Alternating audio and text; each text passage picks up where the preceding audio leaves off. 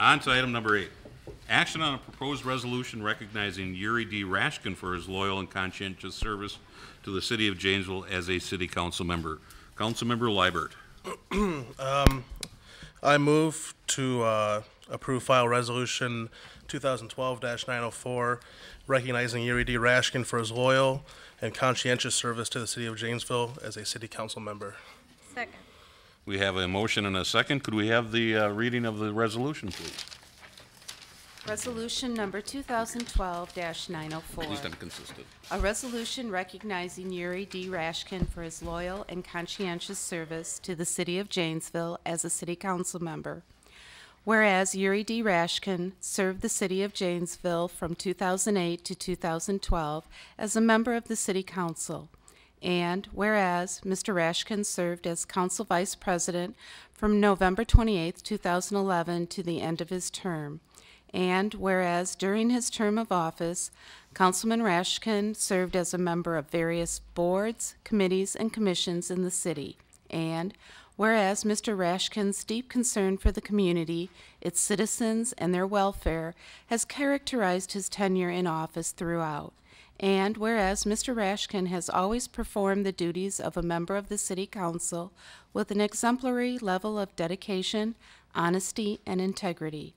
Now therefore be it resolved that the City Council of the City of Janesville presents this commendation to Yuri D. Rashkin in sincere appreciation for his loyal and conscientious service to the City of Janesville. Thank you.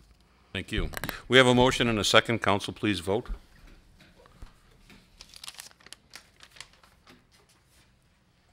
And we have a very similar results there. So with that, Councilmember Rashkin, here's your plaque, and I'll give you. Thank you very much. I'll say wow, this is awesome. I'll say a few words later, but for now, I'd just like to take a picture to remember this whole experience. So if everybody would say hello. Hi, there we go. Thank you. Thank you very much. Only Yuri. Thank you. I'm like, I think it's 10 pages, double spaced. If you'd like to step outside. Go ahead, Yuri, you earned it. Go ahead. Thank you. All right. When I announced my candidacy 4.5 years ago, I was told that I'm a good guy, but good guys from out of town don't get elected to Janesville City Council. Today I'm glad because I believed in Janesville, and Janesville proved me right. Though I'm a naturalized citizen, it is here that I've been able to become the person I always wanted to be. Someone who makes a difference in the lives of others, brings some common sense to government, and is not afraid to stand for my community. During the past 4 years, we've been dealt many difficult challenges, but I know that the future of Janesville is bright and full of promise. Janesville used to be defined only by General Motors, and that was wrong, because we're so much more than that. How our community pulled together and got through 4 of the most difficult years Janesville has seen in generations after the closure of the GM plant says a lot about who we are and what we stand for. I have seen people come together to make sure that our community remains safe and strong, and it made me proud every time. As my 4 years of service are winding down, I want to extend my sincere and heartfelt gratitude to Janesville voters for allowing me to make a positive difference in our community by serving on the council.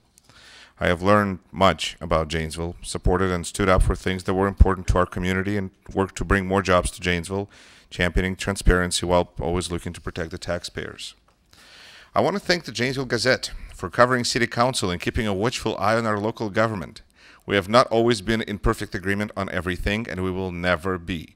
But Janesville is very fortunate to have a daily newspaper staffed with trained professionals who do their very best to provide readers with material worth reading each and every day. A friend was relaying a story to me about her experience in local government in a small community not too far from us, featuring possible backroom deals and likely violations of open meeting laws. Right away, I could tell that there was no daily newspaper covering that village council. It is in big part because of the Janesville Gazette that we have local government and municipal organization that we can all be proud of. Right or wrong, left or right, Gazette puts the pressure on all of us to perform to our top standards, and it makes our community better. I want to thank JATV for covering all the council meetings and study sessions. They don't hear all that much from their viewers, but I do. And I can vouch for the valuable service to our community that our only local television station provides. There may not always be a lot of people here in the chambers, but it does not mean that the people of Janesville are not watching. And now with the proceedings being broadcast online, even more people can learn about how our local government functions. None of this would be helpful without JATV.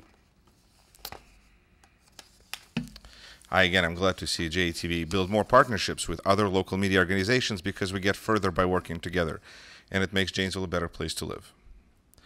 I want to thank everyone who has come and spoke to the council.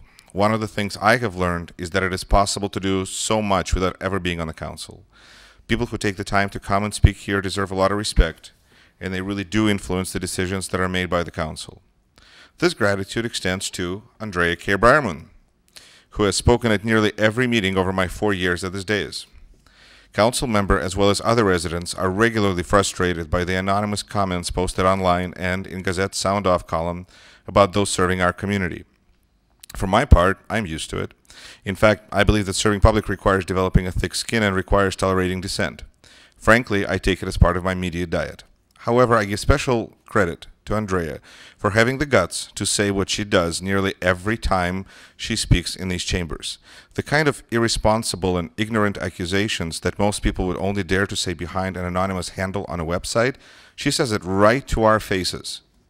By doing this, she helps all of us develop thicker skin, and for that, thank you, Ms. Brierman. I want to thank the city employees.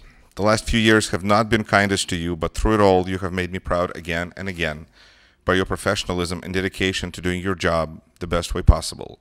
You have been asked to make sacrifices while criticized for making a living. Your pay has been cut, yet you were asked to do more and more. People retired and they were not replaced. Yet through it all, you keep our city clean and safe. Thank you.